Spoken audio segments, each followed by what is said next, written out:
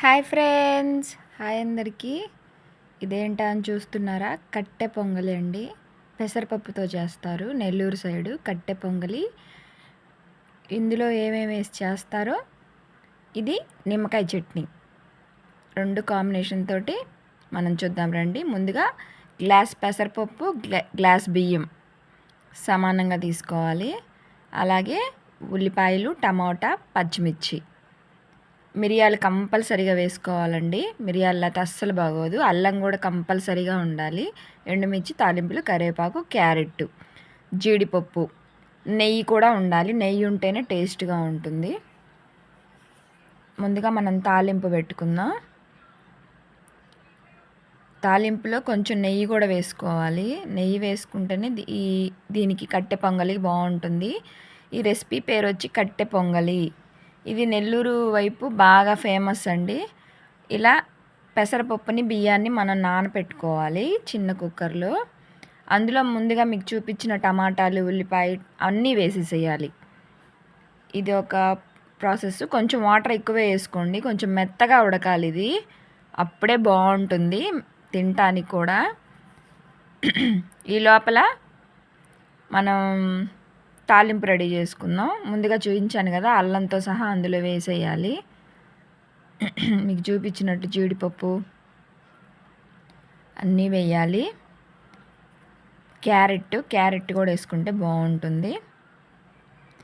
ఇందులో మిరియాలని దంచి వేయాలి. ఆ ఫ్లేవర్ అన్నంలో తగిలిద్ది అన్నమాట మనకి.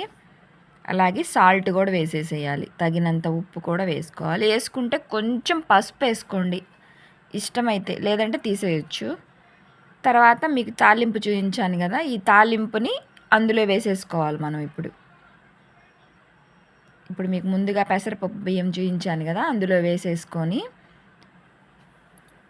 కొంచెం వాటర్ పోసేసి మనం పొయ్యి మీద పెట్టేసుకోవాలి. బాగా మెత్తగా ఉడకాలి.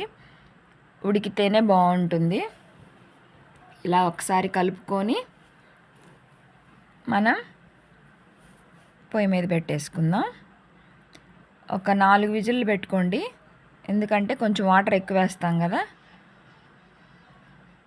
ఇది ఉడికే లోపల మీకు నిమ్మకాయ కారం ఎలా చేసుకోవాలో చూపిస్తాను. దాని కాంబినేషన్ అండి, మనం ముందుగా కారం తీసుకొని ఒక సగం దబ్బా నిమ్మకాయని పిండుకోవాలి. కారంలో పిండుకొని కొంచెం ఉప్పు వేసుకోవాలి. ఉప్పు వేసుకొని కలిపి పక్కన పెట్టుకుంటే ఈ కట్టె పొంగలికి, ఈ నిమ్మకాయ కారానికి కాంబినేషన్ సూపర్గా ఉంటుంది. నెల్లూరు సైడు ఇది టిఫిన్గా బ్రేక్ఫాస్ట్ అండి. ఇది అసలు మామూలుగా అయితే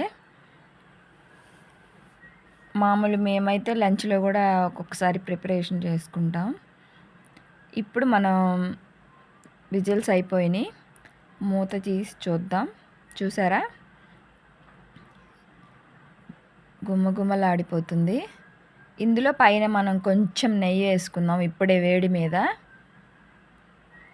నెయ్యి వేసుకొని ఒక్కసారి బాగా కలుపుకుంటే అన్నం అనేది బాగుంటుంది.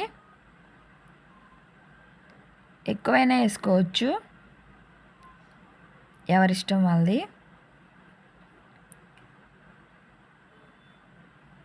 ఒక్కసారి ట్రై చేయండి. మా ఛానల్లో ఇలాంటి వీడియోస్ కోసం మేము చాలా ట్రై చేస్తూ పెడుతున్నాను, మీకు నచ్చుతాయని. ఒక్కసారి మాకు లైక్ ఇవ్వండి, అవకాశం ఇవ్వండి. ఏమైనా కొత్త వెరైటీస్ ఉంటే చెప్పడానికి లైక్ చేస్తే కదా ముందుకు వెళ్తుంది ఛానల్. చూసారా, చాలా బాగుంటుంది. తినే కొద్దీ తినాలనిపిస్తుంది. పెసరపప్పుతో చేసిన కట్టె పొంగలి నిమ్మకాయ చట్నీతో కాంబినేషన్ సూపర్గా ఉంటుంది. నచ్చితే ఒకసారి లైక్ చేయండి. అలాగే ఛానల్ని సబ్స్క్రైబ్ కూడా చేసుకోండి.